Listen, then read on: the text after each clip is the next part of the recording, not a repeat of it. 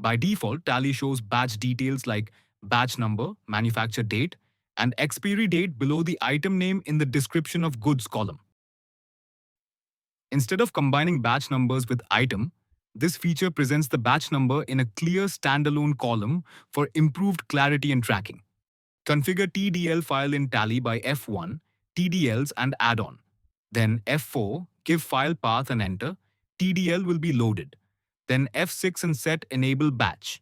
Wise column to yes. Gateway of Tally, alter, sales, set yes to enable batch wise column.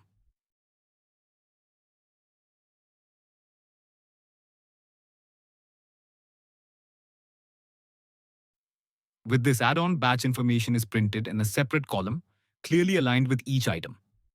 This gives a more professional and structured invoice.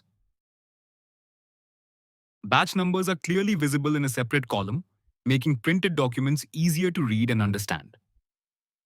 Helps in meeting industry regulations that require detailed batch-wise reporting and traceability.